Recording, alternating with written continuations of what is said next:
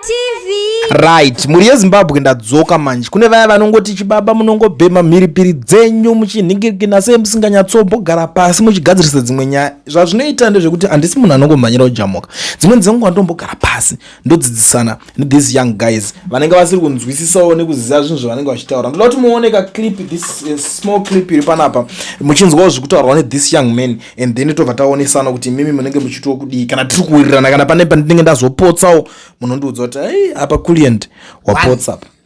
Chatinoda kuti tirambe ende tiwirirane sevana vemuAfrica kwetu veZimbabwe chete. We want Zimbabwe to become the first state inoramba democracy. We want Zimbabwe to be the first state inoramba democracy. Nekuti democracy inounza kupesana, inounza bongozozo, inounza kupikisana kwevanhu. Hakuna vanhu millions of people anowirirana chinhu one.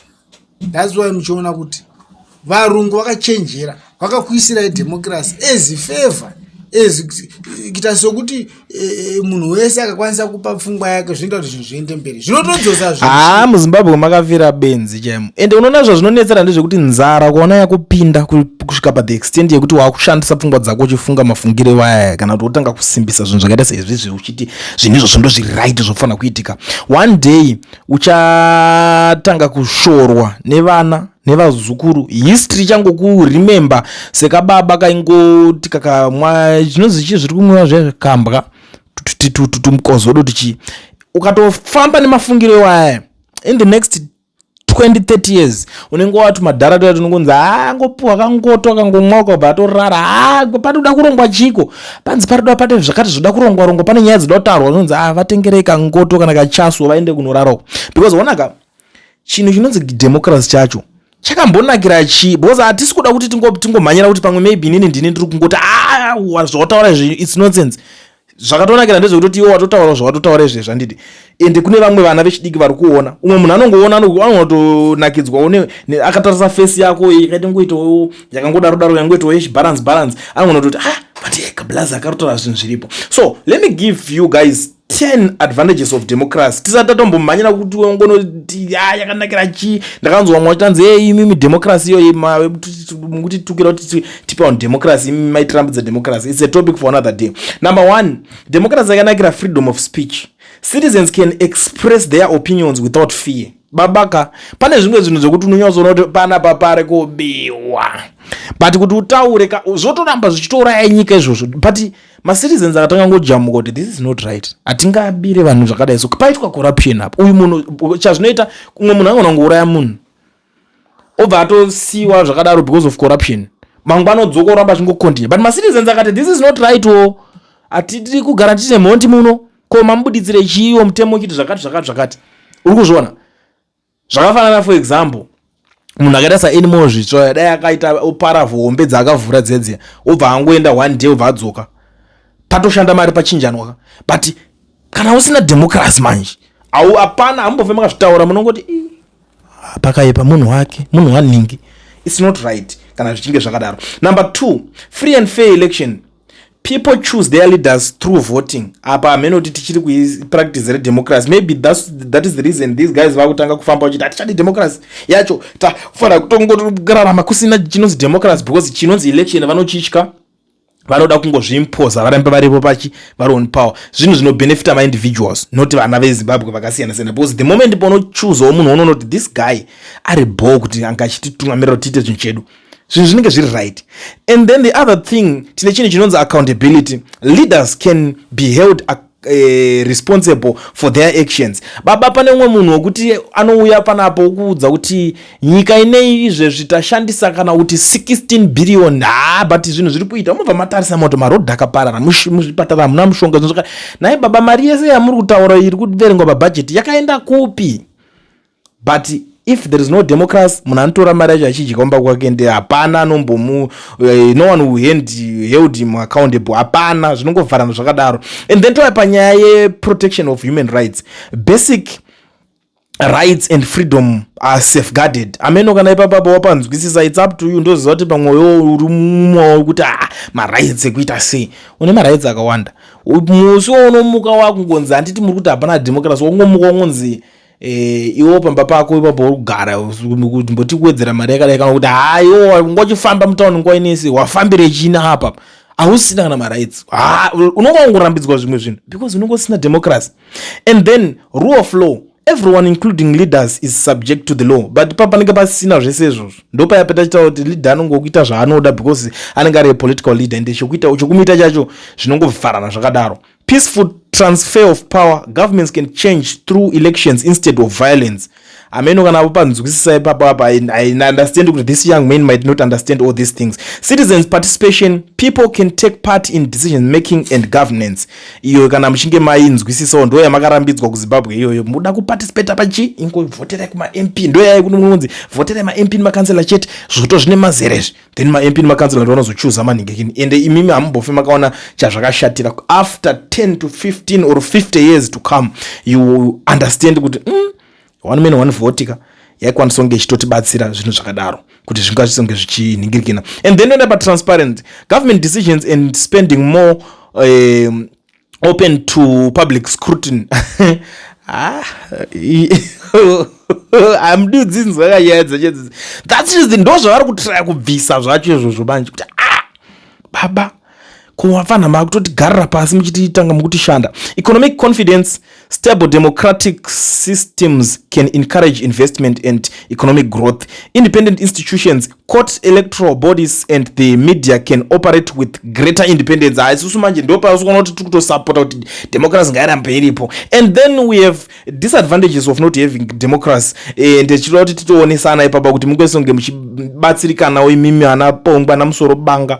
Limited freedom of speech. People may fear criticizing the government. Baba unotoona kuti government inenge ichitotadza uchitofambira mapoto anenge atomakomba chaiwo and uchitosvika kuchipatara uchitoona kuti vari kutowedzera kurwa banga hauzvitaura unoramba ukangada kungo alright.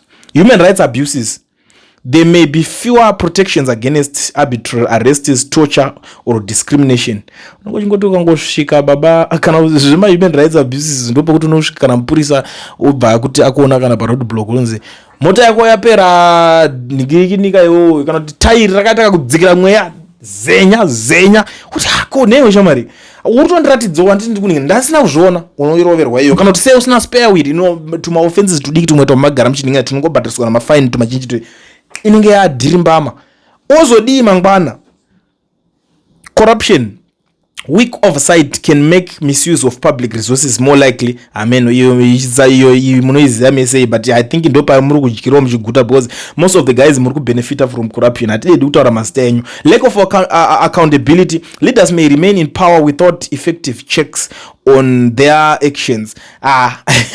Yagara ndo yamutotry practice. Unfair elections or no elections, citizens may have little or genuine choice of no leaders.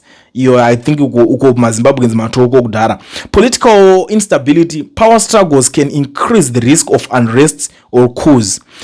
Public service, public needs may receive less attention if leaders are not accountable to voters. Suppression of opposition parties, journalists or activists may face restrictions.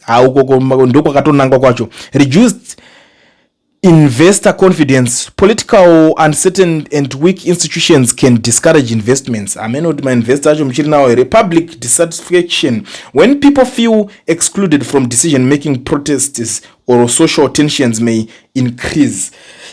I think that try kuonesana this young man could what are the advantages of democracy and disadvantages of not having democracy. Sometimes ndongotiti ionombotaura zvinhu zvisina musoro guys adukunyebera aimbofeketa nyika inoona kunakidza nhasi because maybe wakateya or something 1 or 2 3 things pamwe kungoti inini mana ndambopuhwa kana chisuper vafana vacho zvavanoita manje akangotengerwa kana 1 2 chekuti aiye angodhakwa akutotengesa future because of chidoro, not knowing kuti ukatoshanda zvakatonaka munyika itori bow ine maopportunities akanaka unotoshandira mhuri, unotoshanda doro rikatozoita chinhu chisina kana dhiri kwauri kuti unongowa ngoti ndinotomwa after work because rinenge rawandisa. Ndinoziva vazhinji munogona kunge musina exposure chimbosvika padhuze panapa muzanzi uchiona kuti rinoita mari doro it could be like saka ndopreze dori vakomana wakutoona kuti okay saka chandakuda maopportunities because ritori affordable kudhara chandakuda panapo kuti ndiwanewo madhire kuti ndikwanisewo kuti ndanzi ndamuka ndaitawo something chiri tangible, but because of amudi zvese izvozvo kuti munge muchizviudzwa muchisangana nazvo, uruda ngoti ukapuhwa iyoyo wobva wangovharika nepfungwa dzacho dzobva dzatodhakwa, unofunga kuti unganorora mukadziki kana ukatoita vana uchifunga kushandisa pfungwa mafungire waya. Musadaro. So pane zvimwe zvinoda kuti vakomana munongobhema mheriperi, muri kunyanyira vanhu imimi, muri kuramba muchingodza vanhu zvekupenga imimi, why muri kungojambukira munhu wese? Handisi kujambukira munhu wese, but think about this. Sit down uri sober, umbozvifunga kuti alright, nganditi inini life yacho zvairi kundombotombo ndiomera ndiri inini wokuti pamwe vazhinji makandomboita tuma opportunities zvokushingirira kuti mutombowana basa rauri kuwana iwe izvezviwo, uri kufunga kuti in the next 10 to 15 years vana vako vachamawana mabasa acho, vanomaona kunani, but you are not haune nazvo, hausi kumbozvifunga, zvitori kure newe izvozvo, chako kungoti chero zvazvaita chamuka nyama, and then obva waexpect kuti life ichange rinike, wotonzwa rimwe rikuti kuti hatichatodi democracy, iwe unofunga kuti vana vako vanopapona, vachapa survivor, vagara varipo vacho varipo mupawo zvatogadzira future dzevana vavo, izvo zvatoni maopportunities, because the moment munhu paanotanga kungoita mamillions akutoti anotoanalyze zvinhu. Like for example, there is this guy who is anongomuti niki mangwana, family yake hauiwane kuZimbabwe. Why? But ndokwaari ndokutori iye ndokuzoti Zimbabwe magreener pastures ndikubonotsvaga chekubata utsvaga cheuiri muri charya chiguta iri kuUK ndozvazvitongori. So vese vane mari vanotanga kutongoendesa vana nzvimbo dzakasiyana-siyana, the likes of ana Mugabe aitonga nyika but aitenga mamansion kuna Singapore, aitenga ana mamansion almost everywhere, because look here, even if you come in SA unotoona mansion yake ukabva kuvhura hombe mwana wake nyika dzakasiyana-siyana ndoko aingoenda achitonotenga maassets ake. Hatichatotaura kuti mabusiness mangani wekuti vari kunge vana vake havatombonide kutongomuka vachishanda, chero makati democracy, no democracy whatever, they don't care, vanototanga kutobenefita more ngoti hamana ngatingodai so votowirirana, akasiya togadzira zita for vana vake. Iwewe uri mupurwa wangopindirawo pachinhu chobva ngoti let's support kuti pasange pane democracy, vana vako ndo vachasara vachisafa.